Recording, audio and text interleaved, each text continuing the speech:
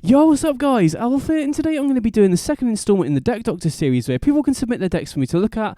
I'll play with them, see what I think of them, talk about different ways I think the deck could potentially be improved, try and come up with a more refined version if I possibly can, and just generally talk about different directions the deck could be taken in as well. So in this episode we're going to be covering Mono Green Devotion and Historic. So this list was submitted by agtk over on the MTG As in Premium Discord. If you're a premium member, definitely feel free to go over to the Premium Discord and submit them. Thanks very much to everyone who submitted this so far. There's been quite a lot on there, but I'm going to try my hardest to get through as many as I possibly can. So anyway, Mono Green Devotion and Historic. I'm kind of glad this list got submitted because this is an archetype that I've been doing some work on myself recently as well. So for those of you who aren't familiar, this is a green ramp deck. You know, you might have seen it in Pioneer. It's been around in Pioneer for a while now, been one of the top decks in the format. And then recently with Nykthos being added in the latest Explorer anthology, it's kind of burst through as a tier 1 deck in Explorer as well. Now in Historic, it's quite interesting because we do get some options that are legal in Historic that aren't legal in Explorer or Pioneer, namely Leyline of Abundance. And now before I get into the specific cards in the deck, for those of you who are unfamiliar with the deck, this is basically a mono green ramp deck that is basically not really interacting with the opponent in the early game. You're just trying to ramp into stuff like Cura, Khan, Old Growth Troll, and then you're trying to find your Nykthos off cards like Cavalier of Thorns and Storm the Festival, and then just produce absurd amounts of mana in one turn, try and find your Khan, and then just play really, really powerful cards out of the sideboard that help you win the game. So I'm going to go through all the cards in the deck and talk about what I think is a staple, or generally why they're in the deck as well. So for Elvish Mystic, 4 Llanowar Elves, absolute staple in the deck. You know, if there was another 1-mana Dork that did the same thing, you would run that as well, I think. These just enable your fastest starts, particularly with Leyline of Abundance, so I definitely consider these staples. Paradise Druid and Wolfwillow Haven, I think this is interesting because in the Pioneer and Explorer builds, I definitely think Wolfwillow Haven is better. I think Wolfwillow Haven is better if you're not running Leyline of Abundance because it's much better with Cura. You know, if you enchant a land with this, you can tap it for 2 mana, untap it with Cura, and then you generate another 2 mana, so enables your fast starts when you don't have Nykthos. Additionally, it's much more difficult to interact with. Now, Paradise Druid does have Hexproof, which does help, but if you do tap the Paradise Druid for mana, the opponent can just kill it, afterwards before it gets to untap again, so slightly less vulnerable to interaction. And it's also, you get the mana back immediately, because say you have 3 lands, you can tap 2 of them, put Wolfwillow Haven on the untapped land, and then that taps for 2 mana, so you immediately get the extra mana. And also there's some nice upside that you can create a 2/2 later in the game as well. So I think when you're not running Leyline of Abundance, Wolfwillow Haven is the better option, but because we're running Leyline of Abundance, I do like the additional mana dork here, because the weakness of Leyline of Abundance is if the opponent has an answer for your turn 1 Elvish Mystic or Llanowar Elves, all it does is sit on the battlefield. Now, it does produce 2 pips immediately for Nykthos if you have it in your opening hand, which is really nice, but I really like the 12 mana dorks here, just to maximise your chances of getting value off it, because if you have Leyline of Abundance in your opening hand, if you have Paradise Druid on turn 2, the opponent's not going to be able to kill it because it has Hexproof, and then you can potentially play like a Cavalier of Thorns on turn 3, or, maybe play a Cura, then untap it, and then play like a Khan or something. So I do think if you're running Leyline of Abundance, I do like the additional dork to get more value off it. So I'm not 100% sure I'd consider either of these staples. I think you do want to be running one of, either an extra dork or Wolfwillow Haven, because otherwise, if your turn 1 elf gets killed, you're not going to have anything before turn 3 at all. So it's, interesting choice between what you want to have at the 2-drop slot. Then Cura, absolute staple. This card's so important to the deck. Draws you cards off Old Growth Troll and Cavalier of Thorns, which is very nice, but the fact that this can untap Nykthos just enables your most powerful turns in the deck. Being able to ramp into your Storm the Festivals, being able to ramp enough mana to flash back your Storm the Festivals is really key. So Cura, very, very important part of the deck. Old Growth Troll, I think, is very close to a staple. There are other alternatives in the deck that I'm going to talk about later in the video, but I think Old Growth Troll is really, really good because, very, very good blocker for a start. Draws your card off Cura. Even if it gets killed, it gets enchanted onto a land, and it still counts as the 3 green pips, so you don't lose any devotion if the Old Growth Troll is killed. The land it enchants also taps for double green, so it ramps you, and then later in the game you can create a 4/4 again, which if you need more board presence, which again will draw you a card off Cura. So I think Old Growth Troll is very, very close to being a staple, and it is very, very good in the deck, but I'm not 100% sure that it's needed. I'll talk about that a little bit later.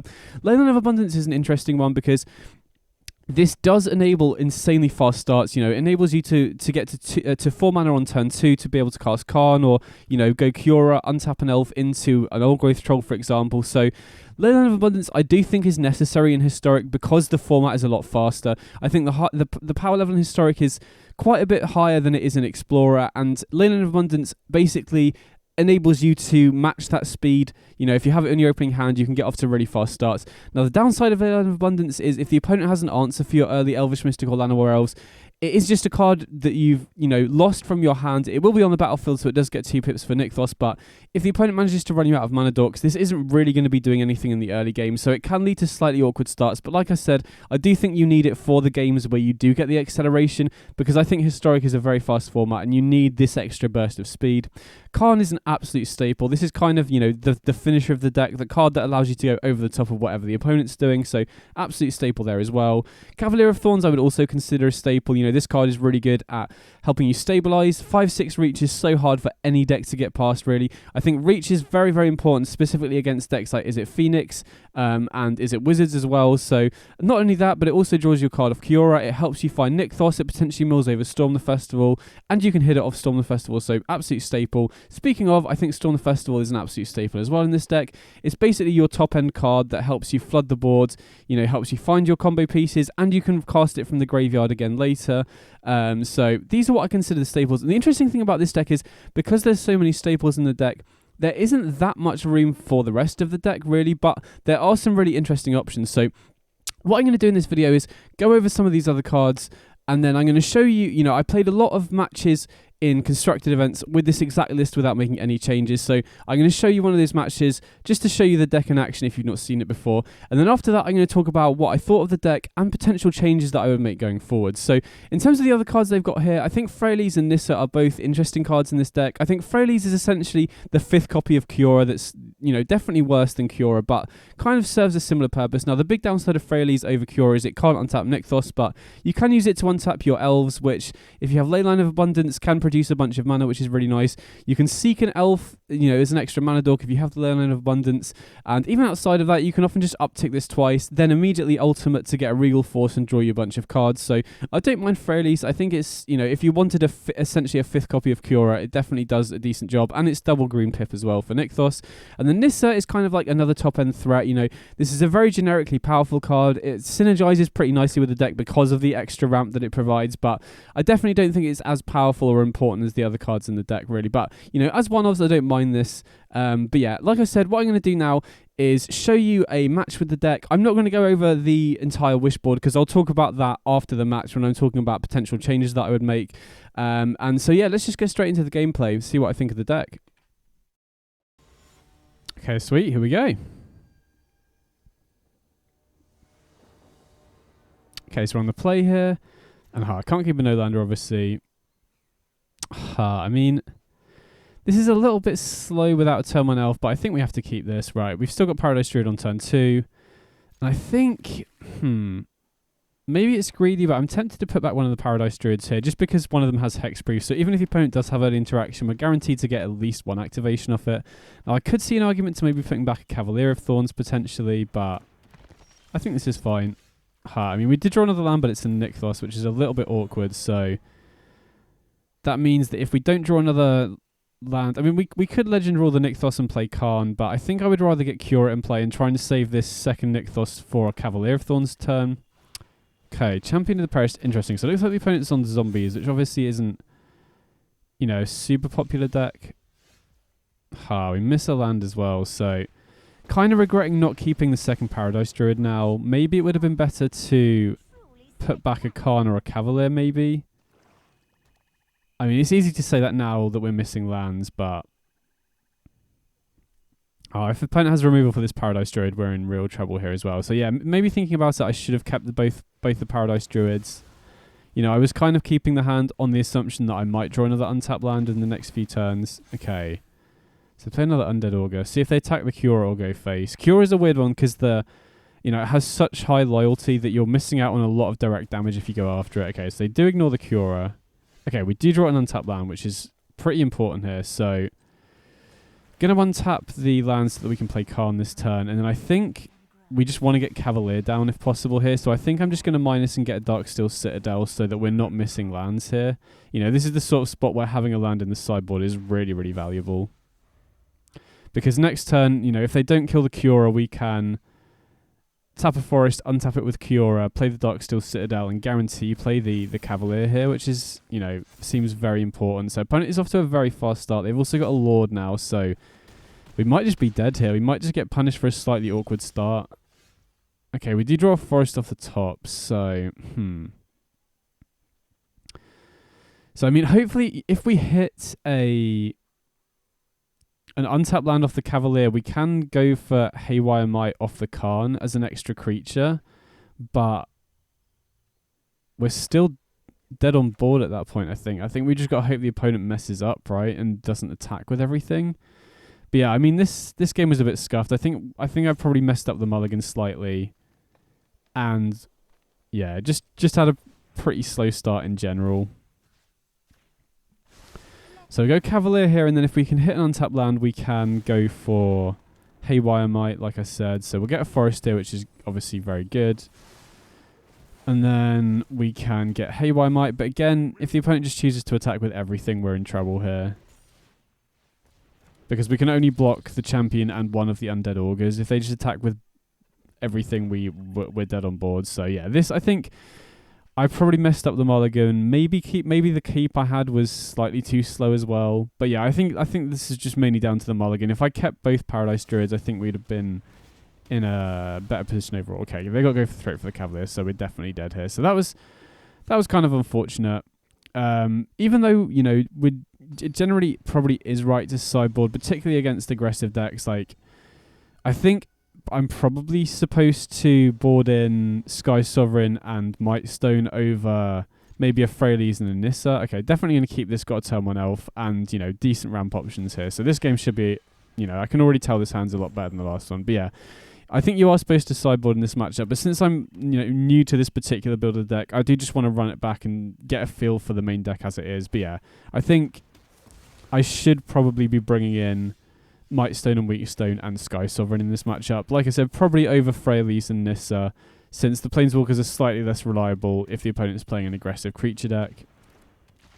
So thankfully we have the turn 2 elf here. We can just go for Oldgrowth Troll and the Elvish Mystic, and then, we've got a big broad presence already. We can go for Cavalier next turn, which can hopefully hit Nykthos or potentially mill over Storm the Festival, or both. That would be ideal, obviously.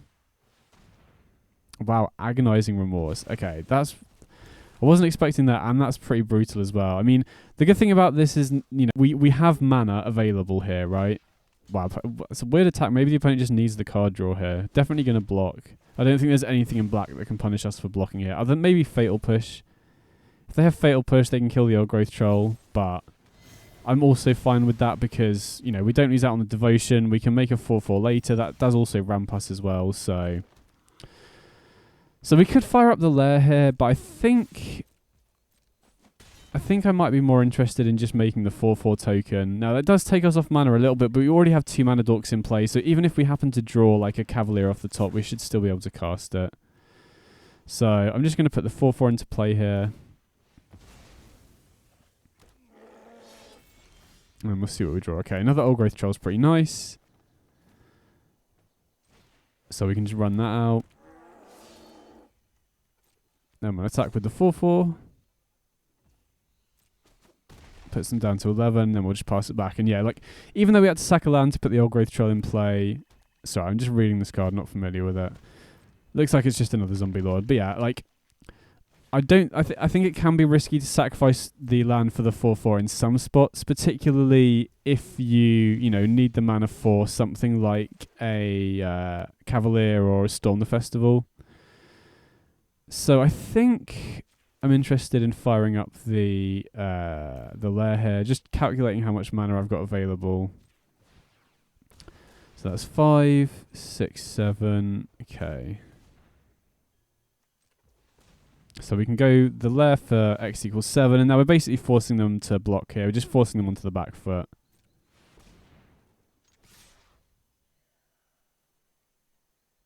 So we'll see how they block here. They can't just let it through. They just scoop it up, sure. So that was a bit of a weird game. We didn't get any of the Planeswalkers down or Storm the Festival, but sometimes things are going to play out like that. So it looks like the opponent isn't completely on a creature beatdown plan. They do have interaction and some kind of grindy cards as well. Just going off game 1, I still think it might be correct, especially on the draw to to bring in some extra removal from the sideboard. But again, you know, it's my first few matches with this particular build, so I don't want to over sideboard. I just want to get a sense for the main deck. And additionally, you know, we don't know exactly what the opponent's on either, so... Okay, Agonizing Remorse again. Let's see what they take here. Okay, interesting. So we'll just definitely go for the Khan here, and then we'll attack... sorry, not the Khan, the Paradise Druid. And then next turn, we can either go for Cavalier or Khan, depending... I kind of like Cavalier. Wow, Putrid Goblin. They got the combo in here as well, maybe. So yeah, I think I'm just going to run out the Cavalier here, and then we'll have a lot more mana off Nykthos next turn. And we mill over a Storm the Festival. That's great. So next turn, how much mana are we going to have? I mean, we can play the Old Growth Troll before we activate the Nykthos, which should give us even extra mana there. Oh, well, they go for the Throat the Cavalier. Okay, sweet. So we get to get back the Storm the Festival. And we have enough mana to cast it, so... Okay, looks like opponent's missing land drops as well, so... Gonna lead on the Old Growth Troll here, then that generates more mana off the Nykthos, then we can fire off the Storm the Festival. I think we'll just go... Freyalise and Kiora. We could have gone for the extra Nykthos there, but... I don't really feel that's necessary, you know. I mean, if we wanted to play the Khan this turn, maybe it was better to go for Kiora and Nykthos. But I don't think we're in a particular rush at the moment. You know, the opponent's only got a 2-2 in play. If we were under more immediate pressure and I felt like I had to go for the Khan that turn, then I would have done. But getting a Freyalise in play means that we also have, like, you know, we're threatening the ultimate in 2 turns anyway, so... Okay, they blood juice thirst the Paradise Druid. Okay, so we'll activate the Nykthos, untap it with the Kiora, activate the Nykthos again, and then we could go for Storm the Festival or Khan. I think I'm just going to go for Khan here because we have mana to go for Portal to Phyrexia. You know, we have mana to go for Cityscape level if we wanted to as well. But yeah, I think this should just close out the game here. We just go for Portal. They do get the 1/1 off the Putrid Goblin, but they've only got, you know, they're still stuck on 2 lands. And we're going to be reanimating creatures every single turn, so... Then we can untap the Llanowar Elves as well, turn it into a 2/2. And then we can attack, you know, puts them down to 9. And yeah, we're just so far ahead now. I mean, obviously, you know, opponent missed land drops, but this should just hopefully show the general game plan of this deck, the general synergies that are going on here. So they play the Undead Augur. We can reanimate an Old Growth Troll, get even more devotion, gets to draw off the Kiora. Okay, opponent just scoops it up. So sweet, we got there. Okay, so what do you think of the deck overall then? Well, I mean, I think, you know, this deck is very well built as a mono green devotion deck. All the staples are here. I think Leyline of Abundance is really important and historic, like I've said. The main issue I had with the deck, and it's not just an issue I had with this particular build, it's an issue I've had with builds in the past, is that if the opponent has good early interaction, your hand can really start falling apart if you don't draw well. You know, particularly if you have Leyline of Abundance into a turn 1 elf and nothing else before turn 3. If the opponent has a Thoughtseize or a Fatal Push and you don't draw something else for the early game, your first few turns can be really anemic and you don't really end up doing anything. So that's a big issue that I really want to address with the deck. I think all the top end stuff is great. You know, if you're in a game where you can get to your Kioras and your Khans and your Cavalier of Thorns and your Nisses and Storm the Festivals, you're usually in a great position. It's that early few turns if the opponent has interaction that was an issue. So the build that I've gone with, you know, the changes that I've made, I'll walk you through everything here, is this particular build. So first of all, credit where it's due. I want to give a big shout out to Exotic Roller. So he's a really great brewer and deck builder. I face him on the ladder quite a lot. He's always coming up with really cool decks. He submitted his mono green devotion deck as I was working on this video in the MTG Zone Discord. And the innovations that he's put in the deck, which I really liked and I think is a really nice upgrade, is Tangled Florahedron, Forceful Cultivator, and Turntimber Symbiosis. So, Tangled Florahedron is essentially replacing Paradise Druid in this particular build of the deck. Now, obviously losing Hexproof is a downside, but most of the time I haven't really found that too relevant. You know, if the opponent has interaction, they're going to use it on your turn 1 elf. You know, having Tangled Florahedron killed isn't the end of the world, really. Like, the Hexproof is an upside, but it's definitely not a deal breaker. The really, really nice thing about Tangled Florahedron is it can be played as a land, which is definitely huge, because with this deck, you don't want to have a super high land count or you'll end up flooding out quite a lot. So the fact that Florahedron can be played as a mana dork if you need it, especially if you have a Leyline of Abundance, is huge. And the fact you can play it as a tapped land is really big if the opponent interrupts you, because one of the main reasons why Devotion can afford to play a low land count is because you have 4 Elvish Mystic, 4 Llanowar Elves. But if if you keep a hand based on your Elvish Mystic and Llanowar Elves and it gets killed, you can often be in situations where you have a bunch of 3 and 4 drops in hand, but you just don't hit land drops. So Tangled Florahedron being able to be played as a land is really, really sick. I like that a lot. And it also works nicely with the Forceful Cultivator. So this is an alchemy card. It costs 4 mana. It's a 2/3. When it enters the battlefield, you search your library for a basic land and put it on the battlefield tapped. But the key thing about this card is it costs 2 less to cast if there are no land cards in your hand.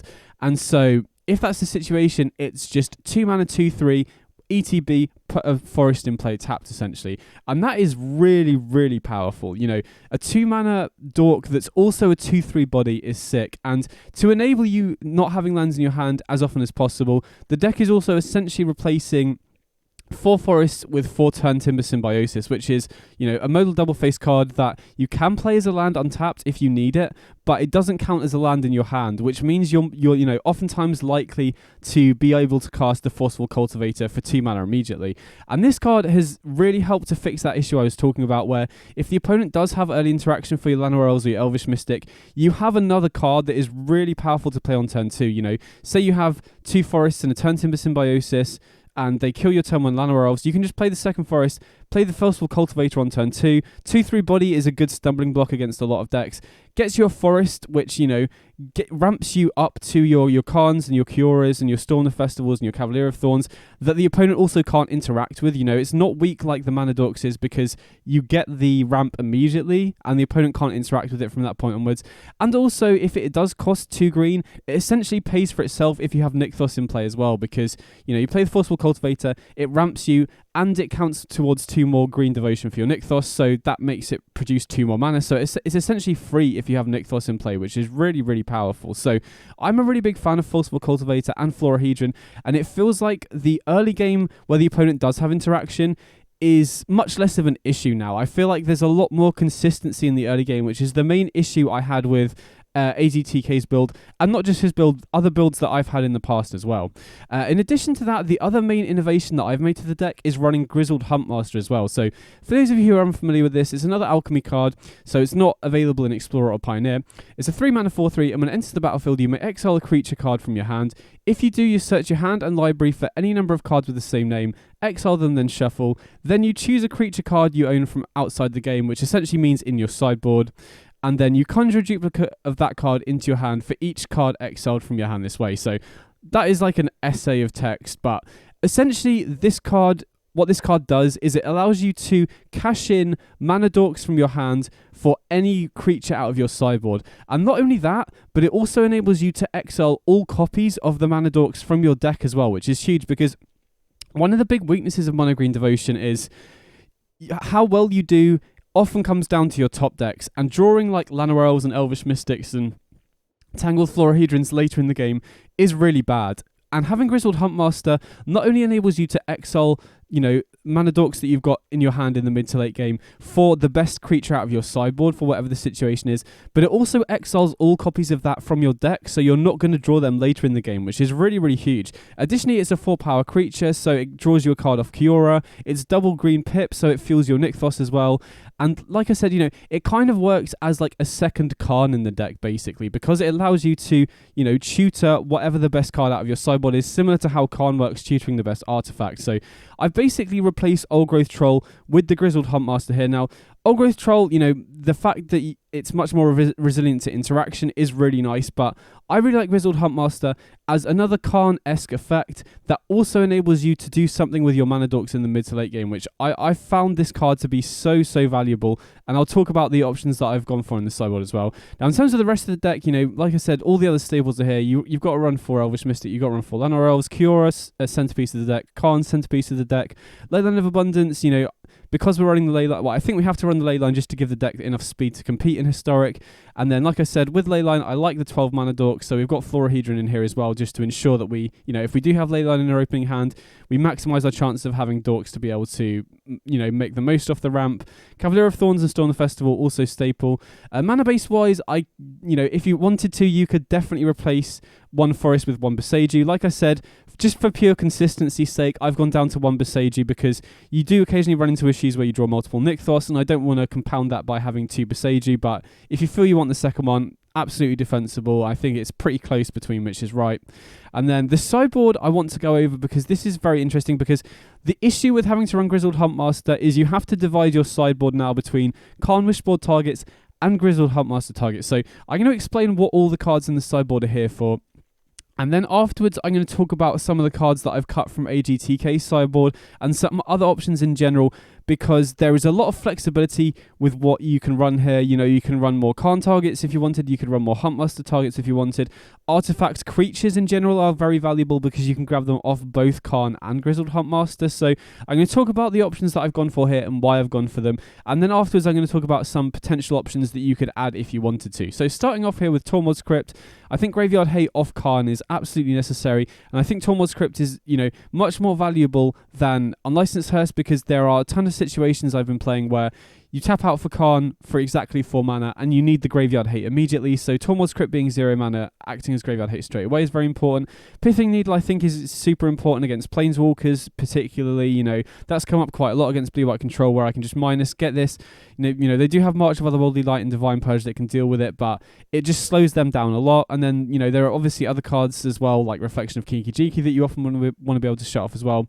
Karn Silex, like I said, not a card that everyone runs, but I'm very high on this card because it's basically, you're out to either go wide decks or decks that, like auras, where their creatures outscale your damage-based interaction. So I think Karn Silex, you don't really have a good way to beat a deck like Blue-White Auras if you don't have this card in the Wishboard, and you don't really have a great way to beat decks that go super wide very quickly, like Elves either. So I value this card because of that. And again, like I said, you can untap it with Kiora to activate it the turn you play immediately. Esika's Chariot is an interesting one. This is definitely not a card that everyone runs, but I'm very high on this card. First of all, because, I wanted to have a card at every mana point that is proactive in a way, or advances my board state in a way. And I see a lot of Karn Wishboards that don't have anything really that impactful on the board until 5 mana. And I found a lot of situations where I've either had a Karn and don't have the 5th land, so getting a 5-drop like Sky Sovereign is risky, or I've had a situation where I have exactly 8 mana and I play the Karn and then I minus and I don't have anything to play immediately. The other reason, or I guess the other 2 reasons why I really like Chariot is it's good at defending Karn, which is very important in the early game, and it's also good if you're, at parity or you want to start pushing ahead. So it's a good proactive option. If you're against a deck like Blue-White Control, for example, and they don't have anything on the board, you can just grab a Chariot, start committing to the board, start multiplying your tokens, and start pushing the advantage, which is very important in that sort of matchup. And also is very good if you're on the back foot and you just need 2 blockers in play to defend the Karn as well. So I'm a big fan of Chariot for these reasons. Sky Sovereign I think is really good, just as early removal, because the only other removal that we have here is Portal to Phyrexia and Cityscape Leveler, which are very, very expensive. So Sky Sovereign as a 5 mana way to, kill most of the commonly played creatures in the format, and then you can either keep crewing it or you can +1 the Karn to turn it into a creature and start killing the opponent's creatures every single turn. So Sky Sovereign, very important as interaction against early creatures that also snowballs the game if the opponent can't deal with it. Portal to Phyrexia, very powerful, again, like I said, this basically just ends the game against a ton of decks. Making the opponent sack 3 creatures almost always stabilizes you unless the opponent's gone really wide, and then the reanimation every turn ensures that you run away with the game. So this is basically just a way to close out the game against a ton of decks. Darksteel Citadel as a land that's fetchable is very, very important. I feel like if you don't run this, you're going to end up in a ton of situations where you just get screwed over by missing land drops, basically. And Citadel, the other option that you could run instead of Citadel is Treasure Vault. I feel like it's pretty close. If you're running Pestilent Cauldron, that I'll get to in a minute, I think Treasure Vault is better because it can produce black mana, but I prefer Darksteel Citadel if I'm not running Pestilent Cauldron, because it can't be killed by stuff like a Braid, for example. And then we've also got Haywire Might, which is very, very important at taking out any problematic artifacts or enchantments, which does come up quite a lot. Haywire Might, very, very valuable card. Additionally, you can use it to defend Khan as well. If you have exactly 5 mana and you're under pressure from the opponent, you can go Khan, minus to get Haywire Might as just a chump blocker, and you also gain 2 life, which is very relevant against the aggro decks. And then we've also got Cityscape Leveler here as just a catch-all answer to everything that also just basically runs away with the game as well. So This just deals with any problematic permanent and then will just run away with the game if the opponent doesn't have an immediate answer. So those are all the Khan targets. There's obviously a lot more options that I'm going to cover in a second. And next up, I'm going to talk about the Huntmaster targets that we've got here as well. So it's really nice. Like I said, artifact creatures are very valuable in this sideboard because there's stuff that you can grab off the Huntmaster and the Khan as well. So Haywire Might and Cityscape Leveler can both be grabbed off the Huntmaster. Being able to grab Haywire Might is particularly important against decks that are running early artifacts and enchantments, like against Affinity, or if the opponent's playing an Enchantress deck or whatever the case may be. Haywire Might is a very nice early target to grab off Khan, because oftentimes you're playing this on turn 2 off a Mana Dork or turn 3, so you do want some early options to be able to play. We've also got Scavenging Ooze as Graveyard Hate that you can grab off Huntmaster. This has come up quite a lot for me, where I don't have Khan, but I do have the Huntmaster against the, like, is it Phoenix? And being able to grab Scavenging Ooze is very, very powerful in those sorts of matchups. Additionally, it's extra life gain and just snowballs the game against other creature decks as well, so very nice option. A single copy of Kasandi Mammoth. This is basically just here as a fetchable land, which you might not think is very important, but similar to Darksteel Citadel, there will be a lot of situations where you have a handful of mana dorks and you're just missing land drops, because like I said, this deck does tend to run a slightly lower land count because of all the mana dorks it runs. So you will sometimes, even though you are running 4 Florahedron, you will sometimes be in situations where you just need a land, and you can use the Huntmaster to cash in one of your Llanowar Elves or Elvish Mystics for a Mammoth just to play as a tap land. So I value this quite a lot. And we've got Questing Beast. So this is basically here, first and foremost, as a card that's good against control. Now, I was considering running Shifting Ceratops in this slot, but I just felt like that card was too weak to the Wandering Emperor. It does mean that it can't be countered, which is definitely relevant against control, but if you spend 5 mana going Shifting Ceratops, give it haste and attack, and the opponent just flashes in a Wandering Emperor, that's such a bad exchange for you. Whereas Questing Beast does have Vigilance. Now, it is vulnerable to counter spells, but, being able to just get this against blue-white control, if they don't have a counter spell, it's such a good card because it can't be blocked by the 2/2 tokens from Wandering Emperor. You can just attack the opponent directly and just deal with whatever planeswalkers they have. And the reason, another big reason why I went for Questing Beast over Shifting Ceratops is this card is just generically good against a lot of different matchups. Like I said, oftentimes we go turn 1 Elf into turn 2 Huntmaster, and just swapping, another mana dork for a Questing Beast is really good, because then you can just ramp into a turn 3 Questing Beast, which just applies a ton of pressure. So generically powerful card that's also good against control. Then we've got Elder Gargaroth. So I really value this card because it's just really, really good at stabilizing against aggro decks. The fact this has reach is particularly important because this is a card that is, kind of competing for a slot with Wormcoil Engine. And like I said, artifact creatures are very valuable in this particular build because they can be grabbed off both Khan and Grizzled Huntmaster. And the reason why I've gone for Gargaroth over Wormcoil Engine is because of the reach. The reach has been so important, specifically against Is It Wizards and Is It Phoenix, which are both quite tough matchups. So being able to grab this, and it's obviously a mana cheaper as well, which is so important against the aggro deck. So I really value Elder Gargaroth as a way to block against flyers, and just a generically powerful card that can run away with the game as well. Then we've got Wakeroot Elemental. So this is a really key card as well, because this enables you to go infinite with Nykthos if you have 6 Devotion, because the activated ability allows you to just repeatedly untap the Nykthos. So if you have 6 Devotion, you can just generate infinite mana, turn all of your lands into 5/5s, which is often good enough to just win you the game straight away. Additionally, if you have Leyline of Abundance, you can just pump all of your infinite mana into Leyline of Abundance to make your creatures infinitely big. So Wakeroot Elemental is just basically a 1-card combo in this deck that just enables you to generate infinite mana off Nykthos in a ton of situations. So really, really high on this card. And then finally, we've got 1 copy of Voracious Hydra. So this is basically just here as a fetchable card that can give you early interaction. You know, this deck, you know, one of the weaknesses of this deck is that you don't have great interaction in the early game, but being able to use Grizzle's Huntmaster to turn one of your creatures into a Voracious Hydra to be able to kill your opponent's creatures is really sick. And then, you know, if you do have a ton of mana, you can just make this a huge trampler as well. So those are all the options I've gone for. I feel like these are the core 15 cards I would go with in the sideboard. Now, because we're running Huntmaster and Khan, space is really tight, and there are a load of other decent options. So next up, I'm just going to cut to a bunch of different options and talk about the strengths and weaknesses of them, when they could be correct to run, and why they didn't make the cut in these 15. So let's just go straight into that. Okay, so I've just made a little row here of the different cards that, you know, you could potentially run in the Wishboard, either in the Khan or the Huntmaster Wishboard, and talking about, you know, when they're good and why they didn't quite make the cut. So Grafdigger's Cage, additional graveyard hate that also very nicely shuts off stuff like Collector's Company and Muxus, which is really nice. I just didn't really feel like I wanted to commit 2 sideboard slots to graveyard hate for either Khan or Huntmaster, because there's so much, you know, the sideboard space is really tight in this particular build because of that. Now, you are going to feel this particularly against Goblins decks, you know, when you want to be able to shut off something like a Muxus, but I didn't really feel it made the cut for that reason. If Goblins suddenly becomes more popular, or Collector's Company decks in general, then you could try and find room for this, but I didn't really feel like it made the cut when we already have Tormod's Crypt and Ooze as graveyard hate already. Shadow Spear is an option to give you life gain. Now, I think this is kind of a more of a mainstay for the Explorer and the Pioneer builds. Since we have Wormcoil Engine in Historic, I think this is generally just a much better option for life gain, so not really sure I like this in Historic. Heart of Kirin is interesting as a way to protect the Khan, that can also be used as part of the Pestilent Cauldron combo as well. So, you know, one of the main reasons I've got Esseka's Chariot in the deck is it's a way to protect Khan. So if you wanted Heart of Kirin instead, because you're running the Pestilent Cauldron combo, then that's another viable option that I could definitely see. The reason I prefer Esseka's Chariot is because it's also generally better on offense. So like I said, if you're against a deck like Blue-White Control and they haven't committed anything to the board yet, I like Chariot is just a generically powerful, I'm just going to commit something to the board and start applying pressure in that way, whereas I don't feel Heart of Kirin snowballs the game as quickly, if that makes sense. Then we've got Liquid Metal Coating, so this is an interesting one. In general, I think this card is definitely worth running in a lot of card Wishboards, particularly when you're ramping into it.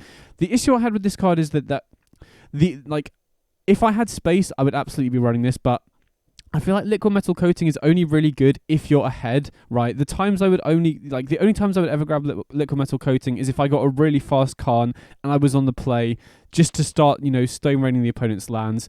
But I feel like if you're already in that position, you can just grab something else generically powerful, like a Chariot, for example, and start applying pressure that way. You don't need the Liquid Metal Coating. And additionally, grabbing Coating can be risky, because if the opponent does have a way to kill Khan, you've just wasted your fetch, because Coating is only good when you have a Khan in play. So, you know, say for example, you're against a Blue-White Control deck, and you manage to get Khan down early, and you minus for the Liquid Metal Coating.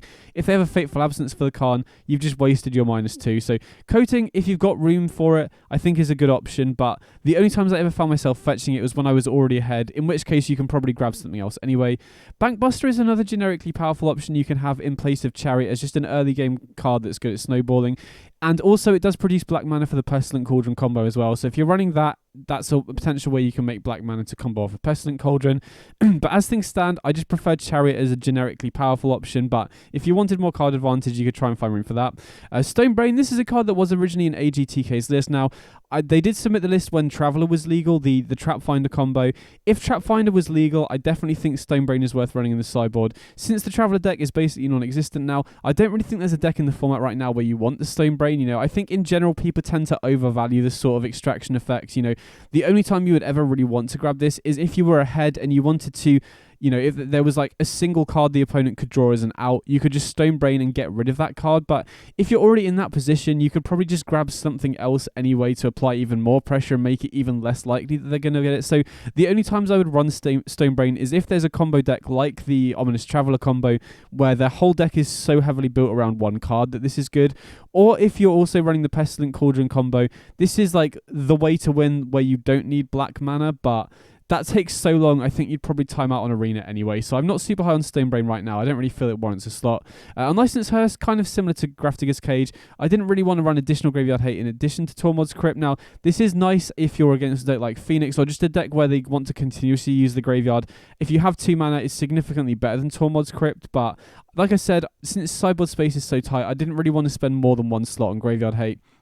Pestilent Cauldron, now this is an interesting one, because the Restorative Burst combo is very valuable, but from my experience, I haven't really needed it that much. I mean, again, I could be wrong because I don't have a huge sample size of matches. I don't think I've played, hundreds of matches with this deck. So maybe my sample size is too small, but from my experience, you don't need this. Oftentimes Portal to Phyrexia is good enough, and I haven't been in a situation personally against a deck where I wouldn't have been able to win without the combo, if that makes sense.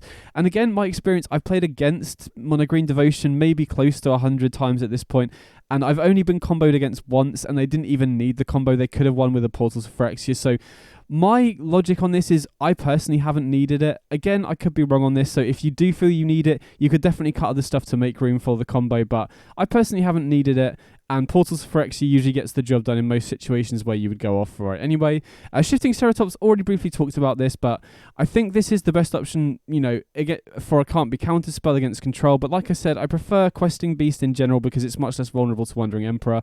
With the new set dropping, I think the new Thrun is definitely the card that I would replace in this slot. The new Thrun seems significantly better against control where it can't be countered, and the only thing that can really kill it is Supreme Verdict. So if the opponent's relying on Divine Purge, they'll basically have no way to kill it. So I would be replacing Questing Beast with Thrun, and then Shifting Ceratops won't even be a consideration at that point.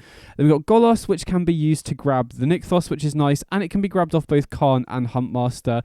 You can also run a single Cascading Cataracts if you want to be able to activate the Golos' ability, but I ran Golos in this deck for a while, and I just barely ever wanted to fetch it. There were always better options, really, so I feel like this is, if you had room for the Golos, it's decent, but not necessarily, really. Might Stone and Weak Stone is another card that was in AGTK's list, and I definitely see why, because it can kill Shieldred, whereas a lot of your other interaction, apart from Cityscape Leveler, can't, and it can also just draw you 2 cards if you're at parity, so I do see the argument for it, but it didn't really feel essential. When I was playing his deck, I've very rarely tutored this. So, if you've got room for it, or you really, really value the ability to kill Shieldred straight away, then you could run it, but I didn't really feel it was that necessary. Godfaro's Statue, another card that I would really like to run if I had room for it. This is such a good card if you're against a deck like Blue-White Control and they tapped out against you, just shutting the game out completely. If you're against a combo deck, or, if you're just ahead, this just solidifies your position so much. But since it's another card that's only really good if you're already ahead, I didn't really feel myself grabbing it that often, which is why I didn't make the cut. Wham Coil Engine is another interesting one that I've talked about a little bit.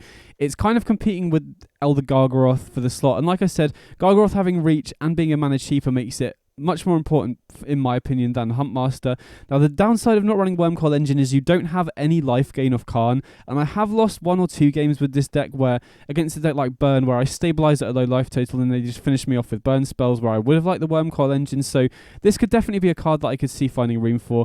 You could potentially cut the Elder Gargaroth for a Wormcoil Engine if you wanted to, or maybe if you've never grabbed the land for the Kazandu Valley, you could replace it there as well, but I feel like Gargaroth having reach is much more important against, particularly Izzet Wizards and Phoenix, which is an issue.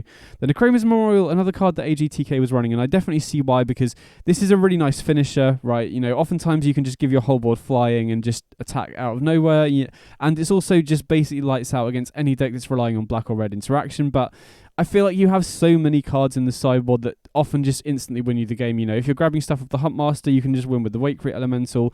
Portal to Phyrexia often just wins you the game immediately as well, so I didn't find myself grabbing it that often, but if you wanted a card that just enables you to kind of just one-shot the opponent off Khan, then that's valuable. If you're doing it off Huntmaster, you usually just win with the Wakefree Elemental. Then we got Platinum Angel, so this just basically, if the opponent doesn't have many ways to kill a 7-mana 4/4 flyer, this can often just win you the game, particularly against the aggro decks. And I did test this for a little while, and it is nice that you can grab it off Khan and Huntmaster, but I didn't really feel like there were too many decks that, I can't deal with this is the main issue, right?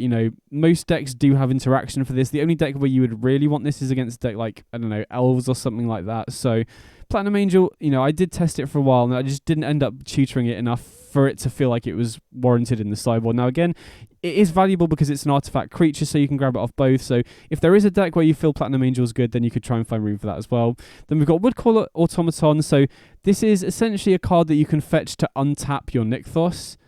So, you can grab this, play it for the prototype cost, which gives you 2 green pips of devotion because the prototype is 2 colors, 2 green, and it does just untap your Nykthos and allow you to go off a little bit more, which is powerful. But again, I tested it and I wasn't really grabbing it that often. And then finally, we've got Ulamog as a Huntmaster target that is, obviously incredibly powerful if you ever get it off. But I felt like with Cityscape Leveler, which does a very similar thing, you didn't really need the Ulamog. So, considering space is pretty tight, that's why I've gone for Leveler over Ulamog. So these are the main targets. Again, if you feel like any of these are important, you could definitely, switch things around in the sideboard to make use of them.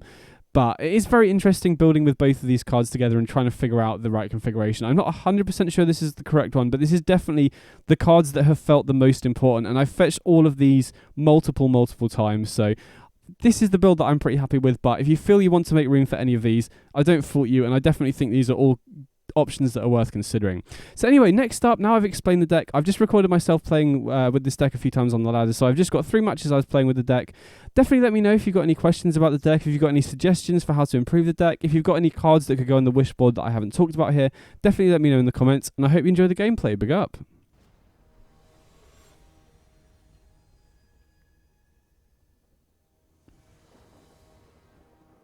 Okay, so we're on the play here. And yeah, this sound looks great. We got turn 1 Llanowar Elves and, Forceful Cultivator on turn 3 potentially if we don't draw any more actual lands. So I'll see what the opponent's on here. Okay, they play Hallowed Fountain. Okay, Cure is a nice draw here. Gives us something to do for this turn. I don't think it's worth using the untap on Cure here.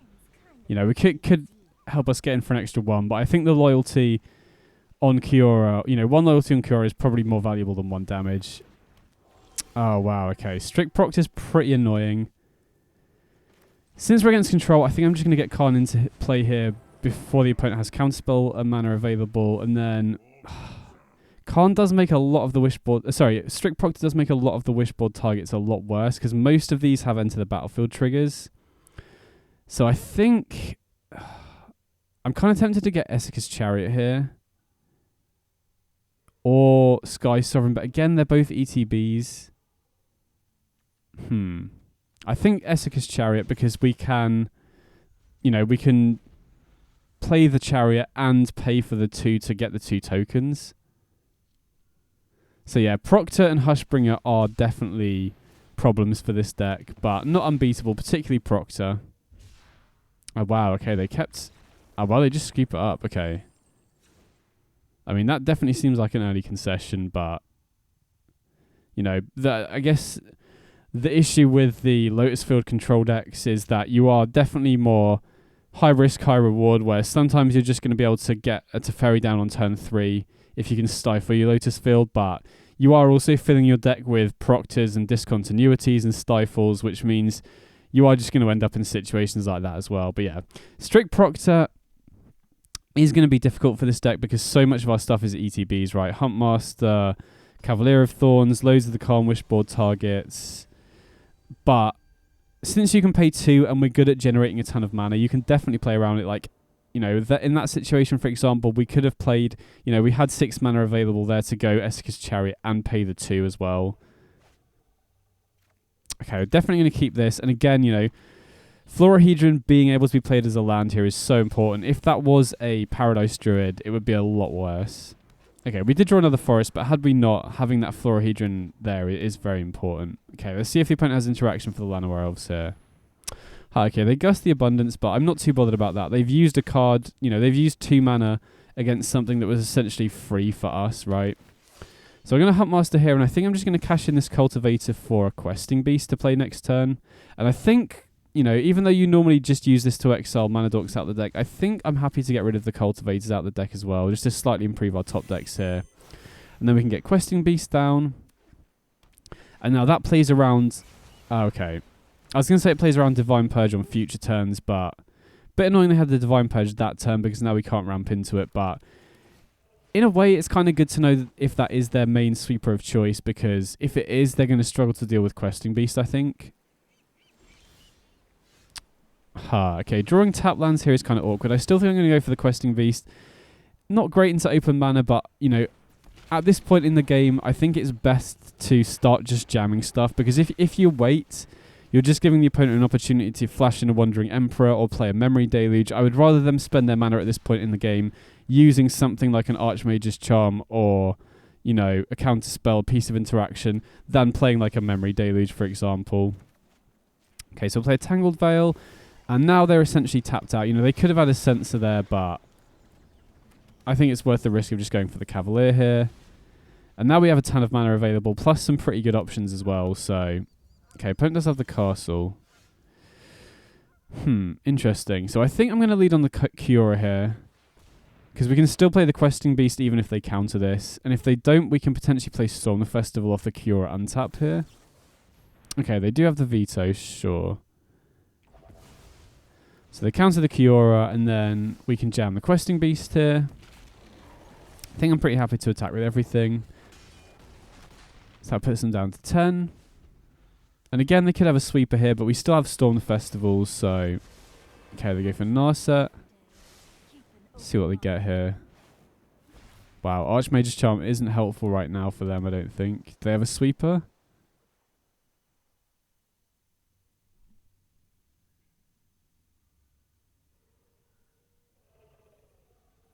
They're thinking about something here. I mean... Oh, okay, sick. We got there. Nice.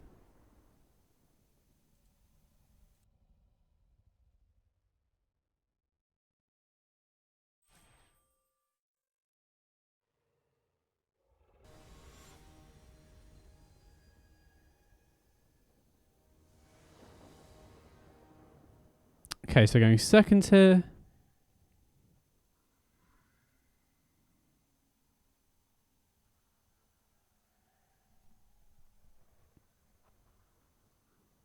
Oh, unless the opponent's disconnected or something. Oh no, sweet, here we go. Okay, yeah, this looks good, you know. 2 turn 1 elves, so even if the first one gets killed, we got a backup. This is the kind of hand where Florahedron's really nice as well, because, you know, we can potentially play this as a land. If this was a Paradise Druid, things would be a lot more awkward. Wow, Laydown Arms, interesting. Okay. So yeah, this is the kind of spot where playing it as a land is really nice here. You know, like I said, if that was a Paradise Druid, there is the potential that we would, you know, not be able to play something like a Cavalier on curve, for example. Okay, they march. So I would say opponents on Niv, but they can't be if they're running that many, you know, single white pieces of interaction. So this is maybe wrong. You know, we definitely don't want to exile the more Cavaliers from the deck. Even though I'm not 100% sure what the opponent's on here, but I'm going to swap out the Cavalier for a Gargaroth. You know, that could be wrong if the opponent's also running Fateful Absence, but it looks like they're mainly running, I don't know, like exile-based removal, so the death trigger on Cavalier isn't as powerful anyway. I don't know, maybe it was better to just not use the Huntmaster ability there at all. Since it looks like they're kind of on control, I'm going to play Khan here while I've got the opportunity, but I like going for Elder Gargaroth here because if they don't have an immediate answer, it tends to snowball the game a lot faster. So here, you know, nothing much going on from the opponent's side, so I'm just going to grab an Esika's Chariot to start applying pressure on the board. Even if they have an answer for Gargaroth, we have the Chariot, you know, as a way to refuel as well. Obviously good for us, the opponent's missing lands. I think I'm going to minus again here, and a few options here. I think I'm just going to get Sky Sovereign just in case they're running Planeswalkers. Not 100% sure. You know, they could very well be playing counter spells here, but I'm just going to run out the Gargaroth. If they have a removal spell for it, then maybe like an immediate removal spell, then maybe it was better for me to go for the Cavalier, because then we'd at least get the end of the battlefield trigger.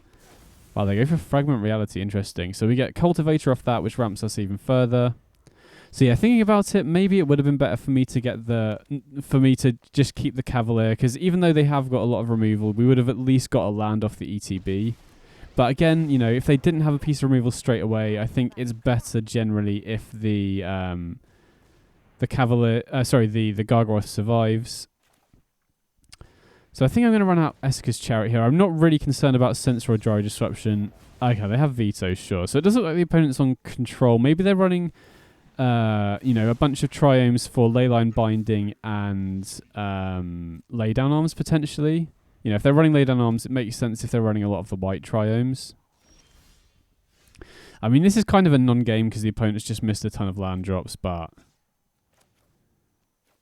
we'll see how it plays out either way. So, get to play the Cavalier. Okay, it doesn't look like they've got Counterspell, which is obviously great. You know, there's a chance they could have had Archmage's Charm. Okay, they just scoop it up, sure. So that was kind of an unfortunate non-game there. Looks like they're kind of on control with a lot of removal, unless they just drew a removal-heavy hand. So, typically against control, I don't really sideboard that much. You know, the main matchups where I do tend to sideboard are against aggro, where I typically like to bring in stuff like Gargaroth, stuff like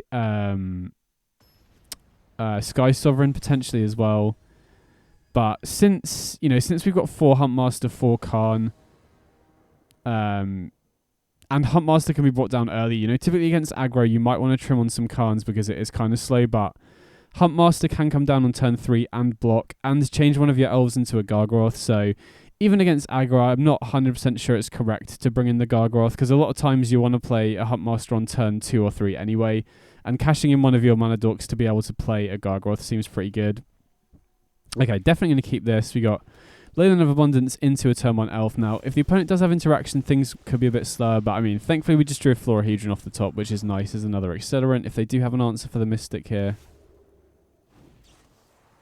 Okay, they do have the Fragment Reality, makes sense.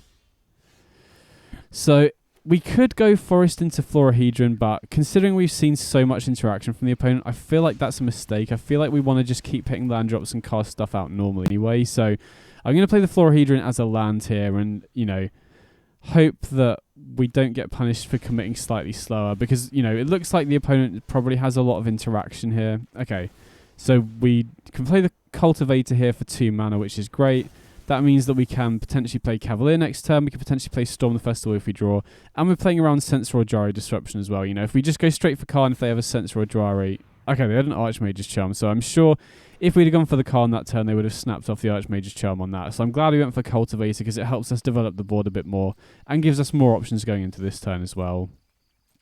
So I'm going to lead on attacking here just to see if we can bait out any removal. You know, make the opponent tap out a little bit. Then I'm just going to stand the Cavalier. They could have a counter spell for this, but the only options we've really got here is Cultivator, Khan, or Cavalier. Oh, well, we don't hit a land. I mean, that is the one downside of running stuff like Turn Timber Symbiosis and, you know, instead of actual lands, is you're less likely to hit them off Cavalier, but I think it's worth it to be able to get, you know, Cultivator online a lot of the time. So I think we're in a pretty good spot at the moment. You know, we've got enough stuff on board where the opponent can't just ignore it, really. We've got 3 Storm the Festivals in the graveyard, so as long as we can keep, you know, hitting more mana sources, we're good. We've got a Cultivator in hand, so we could go Cultivator into Khan next turn to play around counterspells a bit better. Okay, so they are definitely a control deck with Teferi, so the fact they plus means they must have interaction here. So interesting choice, because we could fire up the Lair to guarantee killing the Teferi unless they have like 2 Fragment Realities. But yeah, it's an interesting spot. I'm not sure what the best play is here. I don't really like firing up the Lair because losing the Lair isn't that great and it doesn't really develop much more to the board. I assume they kill one of our creatures with something here. And then if they do, we can just go Khan and grab Pithing Needle, which I don't hate. Wow, they march and they exile 2 cards from their hand. I mean, that's a -2 for the opponent. I'm very happy to see that. So now the Teferi goes down to 3 loyalty. We can just go Khan minus and grab the Pithing Needle. Now again, they do seem like they have a lot of outs to, you know, if they have like another March or a Fragment Reality or like a Divine Purge, that will deal with the Pithing Needle. But if they don't, that's just going to slow their ability down to commit more to the board. And I like getting Khan into play while the opponent's tapped out here anyway. So I much prefer my position now. Ah, well, they got Farewell, so they exile all the Storm the Festivals from the graveyard as well. But yeah, I still prefer that play because it means we have a Khan in play. You know, the other option is firing up Lair, and the Teferi would be guaranteed dead. But now we have our own Khan in play, it's going to be a lot more difficult for them. So, got a few options here. I think I'm going to lead on minusing the Khan here, and got a few options here. We could go for the Chariot, we could go for the Sky Sovereign. We could even go for a bigger card like a Cityscape Leveler, which I don't mind. Because that's, you know, even if they've got a counterspell, it's impossible for them to stop the destruction trigger unless they have like a Stifle effect. I'm going to lead on the Cultivator here to guarantee that we have 8 mana for next turn. And then we can just play the second Khan. So even if they have a counterspell for this, I don't really mind too much because we've already got one in play. Okay, they do have a counterspell. I think it's important to get the cultivator in play there, because then we can guarantee playing the leveler. And like I said, even if they have a counter spell, we can guarantee destroying the Teferi unless they're running Stifle or something, which, you know, I very much doubt they're running Lotus Field alongside Lay Down Arms. So we'll see what the opponent does here. If they just pass back, we're definitely just going to slam the Cityscape leveler here. Okay, they lay down arms the cultivator, that's fine. So yeah, cultivator has really put in work here to just make sure that we get enough mana to be able to cast the leveler here. And you know, that's the big weakness of the mana dorks over something like cultivator, is that you have to untap with it, and it's very vulnerable to interaction as well. So we get to kill the Teferi, which is great. It doesn't look like they have a counter spell for the leveler either, and we can plus the con to get rid of the token, the Power Stone token that they get. Now, I doubt that Control will be able to use the Power Stone token that effectively. I guess they can use it to cycle stuff. Oh, interesting. Okay, Huntmaster's pretty nice. I think I'm going to lead on Storm the Festival here, though, because, you know, they didn't have a counterspell last turn, so there's a good chance they don't have one here as well. Okay, interesting. I think we want the Huntmaster and probably the Cura here. We get to draw off the Huntmaster. And this is one thing you need to be aware of. You need to make sure that you don't have your auto-order triggered abilities ticked, because Arena's typically quite good at ordering your triggers properly, but in this particular deck, for some reason, it orders the Cura trigger to resolve before the Huntmaster, and obviously you want to draw a card before you exile in case you draw a Mana Dork. So thankfully here we get to exile the Llanowar Elves and all the Llanowar Elves out of our deck, so we don't draw them anymore. And then got quite a few options here. We could go for Questing Beast, which seems pretty good. You know, if the opponent does Wrath into a Planeswalker, we can use Questing Beast as a way to just immediately kill it. And then I think, you know, we don't have anything that pressing to get with the Khan here. So I'm going to plus it just to make sure that we don't lose it, essentially. I'm going to attack in. The opponent could very well have a Wandering Emperor here, but I think, you know, there's no point in not potentially getting in for 8 damage. Okay, they do have the Wandering Emperor. So they exile the Cityscape leveler, but that's not really much of a big deal, I don't think. We're still pretty far ahead on like every metric possible, basically. And now we can just play the second Huntmaster. Again, you need to make sure that you're ordering your triggers properly so that we draw first, in case we draw another elf here. Oh, perfect. We drew a Florahedron. So that's exactly why you should order your triggers that way, so that you can potentially draw a Mana Dork and exile that instead of a more important card. So, unfortunately, since we've pulled the Cityscape leveler from the deck, we can't pick it with the Huntmaster anymore. You know, Huntmaster is interesting in that it conjures copies, so the card stays in the sideboard. But if you pull a creature off the Khan, it's no longer available for the Huntmaster. So bear that in mind. Okay, so opponent does have Divine Purge, but again, I don't think that's going to really make a difference here. I'm just going to slam the Questing Beast. If they have a counter spell for it, so be it. But this should just be able to kill the Emperor straight away. Okay, opponent just scoops it up. So yeah, that felt really good.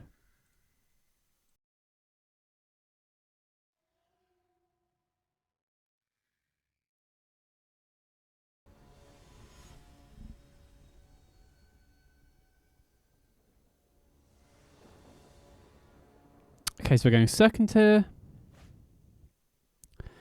And, I mean, I think we can keep this. It's kind of awkward here. Like, we can use a Turn Timber Symbiosis as lands, but the fact we have Nykthos here is a bit awkward with the Forceful Cultivator, because we can play the Turn Timber Symbiosis as a green land on turn 1, that's fine, but in order for the Forceful Cultivator to be 2 mana, we have to play the Nykthos, which then means that we can't play it on turn 2, which is a little bit annoying. So here, because of that, I think we probably want to play the Nykthos first, just in case we draw a forest next turn, because if we do draw a forest, we can go for the Cultivator anyway, right? We can just play the forest. If we don't, we can just play the Turn Timber Symbiosis. So, okay, opponent plays Harvester, so almost definitely in red-black midrange here, which I think, you know, should be a reasonable matchup here. So we get to play the Cultivator for 2 mana here, which is great. It trades, you know, exactly with the Bloodtithe Harvester, which is nice. Get to ramp as well. You know, the really nice thing about Cultivator is it doesn't need to stick around for us to get the mana off it like you do with the Llanowar Elves and Elvish Mystic and the Florahedrons. We get the land immediately, and then, you know, we're guaranteed ramp, so we can almost definitely play the Cavalier next turn unless the opponent has a Thoughtseize here. So, okay, opponent uses the blood token to put Croxer into the yard. See what else they do here.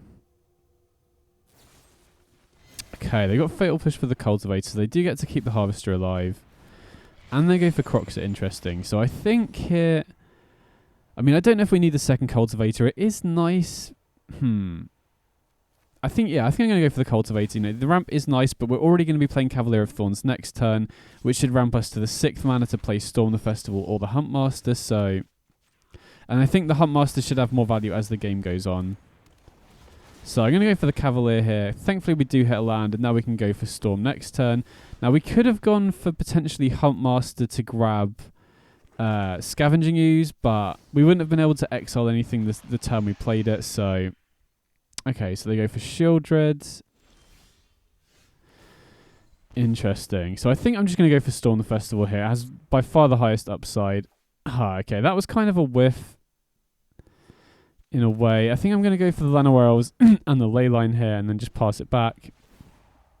So the Shieldred could be an issue. You know, we're already down to 12 life, but if the opponent attacks, we can just block with the Cavalier and get back the Storm the Festival. So I don't know if they really have great attacks here. Plus, you know, the Shieldred is what's applying a clock right now, so it's probably not in their interest to not attack, but okay, they choose not to attack, makes sense. Okay, we draw Boseiju, which is interesting. We could use that to kill the Fable, but I think Fable's so slow here, I'm not really worried about that. Instead, I'm going to go for the Huntmaster here and just cash in this other Huntmaster. Definitely want to keep the other Huntmasters in the library if possible, and then we can just grab Cityscape Leveler, so that's going to be really hard for them to beat. So we can just Cityscape Leveler, killing the Shieldred, and then we threaten to kill the Fable next turn. You know, even if they somehow kill the Cityscape Leveler, which I very much doubt Rakdos can game 1, we can just bring it back from the graveyard. We also still have Storm the Festival, so, you know, Grizzled Huntmaster has been sick here. I think Cityscape Leveler is almost always going to be good enough to beat Rakdos. You know, typically they don't have, you know, maybe they've got a Kolaghan's Command in the main deck or something, but outside of that, I doubt they're going to be able to beat Leveler. Okay, yeah, they just scoop it up. So, Huntmaster worked really nicely. And, like, I think, hopefully that should highlight, like, Cultivator is great because it's a way to get ahead on mana that you're happy to block with, right? You're never really happy to block with your other mana accelerants because you need them to tap for mana. Whereas Cultivator, if you can get it down, ramps you, and the ramp it brings in is a forest, which is almost impossible to interact with. So you have the ramp permanently, and then you have the body in play as well. You know, if you need to block with it, you can block with it. If you don't, it counts for 2 pips of Green Devotion for Nykthos. So I'm really high on it. I love having something in the first few turns that also accelerates, that's just less vulnerable, right? You know, the obvious big downside of Llanowar Elves and Elvish Mystic is they're very frail. You know, you can get blown out by removal, whereas Cultivator really helps to get around that. And the way the deck's built, you know, you already don't want to be running a ton of lands because you have a ton of mana dorks anyway. And the fact that you can run Turn Timber Symbiosis as a way to ensure the Cultivator costs 2 mana is great. Okay, this hand's nice, you know. Obviously, we would like to have, you know, obviously having Nykthos is never a bad thing, but in a way, it is kind of awkward with the Cultivator, but it doesn't come up that often. And, like, you know, say we draw another forest, we can still play it on turn 3 for 2 mana. Okay, opponent Thought Seizes here, so I assume they take the Llanowar Elves here, if I had to guess, because we can't actually cast anything else, but, you know, assuming we draw another green source. Okay, perfect. We've got the Turn Timber Symbiosis, so now, unless we draw forest into forest, we should be able to cast the Cultivator on turn 3, which should then enable us to play the Cavalier on turn 4. So, again, Cultivator helping to bridge the gap here, which is nice. Okay, so they play Harvester. Okay, another Llanowar Elves is nice, so going to play the Nykthos, which makes the Cultivator 2 mana. Even if we draw another forest here, I mean, drawing another Nykthos would be the worst possible draw here because we would not be able to play the Cultivator at all. But outside of that, we should be able to guarantee play the Cultivator next turn, which is really sick. We've already got, you know, because of the Leyline, we've already got 3 Devotion off the Nykthos. We can potentially just cast the Cavalier if the Llanowar Elves lives here. I'm surprised they cracked the Blood token here. I assumed... okay, they got Fail Push. I was going to say, I assumed they would want to kill the Llanowar Elves and they could use the Bloodtithe Harvester, but this way keeps their threat in play, which makes sense. So, going to go for the Turn Timber Symbiosis into the Cultivator here. And then, even if we don't draw a land drop, we should be able to go for Cavalier next turn, assuming we keep the Cultivator around. Even if we don't, we can go for Kiora. If we do draw a land, we can play Cavalier regardless of what happens here, so...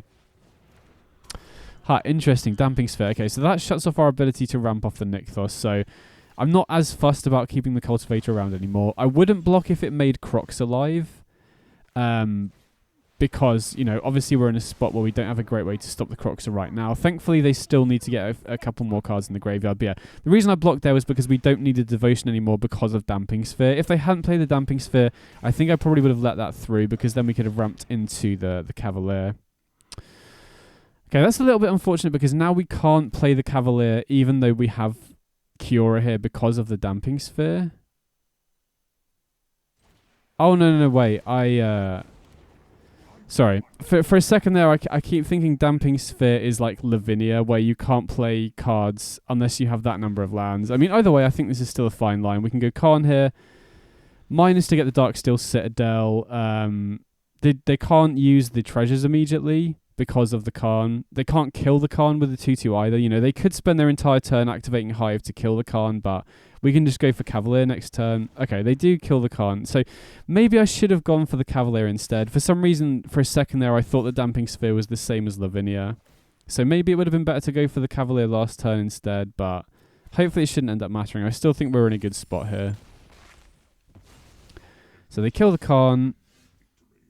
And then I think we'll just lead on the Cavalier here, see what we hit off it. Okay, we hit another Nykthos. I mean, I might as well put that in play, otherwise it's just going straight to the graveyard anyway. And then we can play the Florahedron as a land here. You know, again, if that was a Paradise Druid, it would slow down our ability to develop a little bit, and then we can just pass the turn back. So the Reflection does flip, but I think we're in a great spot again here. You know, again, we could go Grizzled Huntmaster, fetching Cityscape Leveler. We could go Storm the Festival. So yeah, we've got a lot of good options here. Actually, maybe, you know, we're probably not a good idea to go for the Cityscape Leveler while they have a Damping Sphere in play, but, you know, we're getting close to being able to hardcast it anyway, so gonna lead on Storm the Festival here either way. I think that's definitely the highest upside play. You know, we could have activated the Kiora first. Oh well, we hit 2 Cavaliers. That's sick. And we get to draw off the Kioras here as well, so, and, you know, off the Cavaliers, we should be good to go for, as long as we don't get super unlucky, we should be good to go for the Cityscape Leveler next turn. Or, like, we can cast it now anyway. And because, you know, even with the Damping Sphere, we can still just untap one of our forests and play the Huntmaster here anyway. So we can set up for the Leveler next turn, even through Damping Sphere, which is sick. Oh, whoops. Okay, that was my bad. I forgot to order the triggers there. Okay, that kind of sucks. If we draw a Mana Dork off the top, that would actually end up mattering. So we can just grab a copy of the Leveler here. And then we'll see. Okay. So it didn't end up mattering with the Huntmaster triggers, thankfully. But yeah, it's important to make sure that under options gameplay, you have auto-order triggered abilities not ticked when you're playing this deck, because you do want to always make sure that you draw off Kiora before the Huntmaster triggers. I'm surprised they don't escape the Croxer here. Yeah, I'm not sure why. Either way, we just get to go for the Leveler. Going to prioritize taking out the Reflection. You know, Crucius is obviously a powerful threat, but at this point in the game, Reflection is the card I'm slightly more worried about. We get to draw off the Kiora here. And again, I very much doubt they're going to be able to beat the Cityscape Leveler here, So we could hold something, you know, there is potential that they could deal a lot of damage out of nowhere, but I mean, at this point, we might as well just attack him with everything, I think. You know, they're already down to 15. We can attack him with 19 powers worth of stuff here. Again, I'm kind of surprised they didn't escape the Croxer, because that can cleanly block the Cavalier. Maybe they just want to draw off Castle. You know, maybe they've got Extinction Event in the deck, they're trying to draw towards it or something. Okay, they do activate Castle, but unless they hit Extinction Event here into a way to kill Leveler, I don't think they're going to be able to win this. I mean, even if they do, we have Lair of the Hydra as well, so I'd be very surprised if we lost this one now, I think.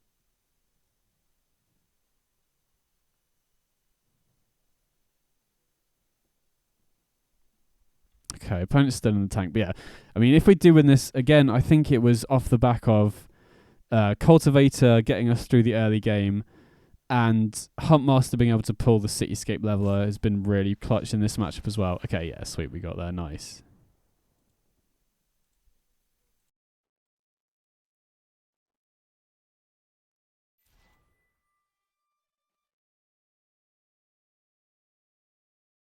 Okay, so what do we think of this build of the deck overall? Well, I mean, I'm really happy with the changes so far. I think Forceful Cultivator and Florahedron really helped to iron out the consistency issues I was having. You know, the biggest issue I was having with previous builds was just that if the opponent had interaction for your early elves, your turns 2 and 3 were just so much slower, and considering the speed of the format, you can really get punished for that. So Florahedron sometimes being able to be played as a land is really huge in a low land deck to ensure that even if the opponent is playing an interactive deck, you can just play it as a land and just curve out by, you know, keep picking your land drops. Forceful Cultivator was so nice as well. You know, the fact that this can ramp and isn't vulnerable to interaction. You know, you can use it to block if you want to, and if you don't block, it counts 2 green pips towards your devotion is really sick. And I was a really big fan of Huntmaster as well. You know, this being able to just work as an additional Khan, essentially, by tutoring stuff up is really great. The fact that it allows you to cash in additional mana dorks that you've got is really nice as well. You know, the fact that it can exile them from the deck is really great as well. So in terms of the main deck, I'm really happy with it so far. If I was going to play Mono Green Devotion, this is the way I'd play it. The issues with the deck still stand, you know, because you're a deck that doesn't interact in the early turns, you're going to struggle against other decks that try and Goldfish faster than you. You know, stuff like Auras is a pretty bad matchup. Any combo decks that can go off really quickly. You know, I lost, for example, to the Jund Putrid Goblin combo deck that I posted recently. So other decks that are trying to Goldfish faster than you can be an issue, but, you know, you still have outs, right? If your opponent's playing Auras, you can go Khan into the Silex to blow up the board. Huntmaster can grab you, you know, Voracious Hydra as interaction. If you get, you know, a lot of mana, you can get Cityscape Leveler. So you do have outs to stuff, but, you know, the matchup spread is always going to be the same. You're a deck that doesn't interact in the early game, so you're going to have bad matchups against other goldfishing decks. But in terms of consistency, you know, I feel like this particular build is much better against the interactive decks because of stuff like Forceful Cultivator. And I feel like Huntmaster kind of irons out the weaknesses of having to draw these dorks later in the game. The one place I'm not 100% sure on is the sideboard. You know, this is really hard to know what is important and what isn't, you know. So if you are wanting to tweak the sideboard, then that's the place I would experiment the most with this deck. You know, how much Khan stuff you want, how much stuff you want for the Huntmaster as well. So I think that's the place that has the most room for improvement going forwards. But as things stand, I'm really happy with the main deck. Like I said, if you've got any suggestions for the deck, particularly options in the sideboard that you think I'm missing or didn't consider, definitely let me know in the comments. And I hope you enjoyed the video. I'll catch you in the next one. Big up.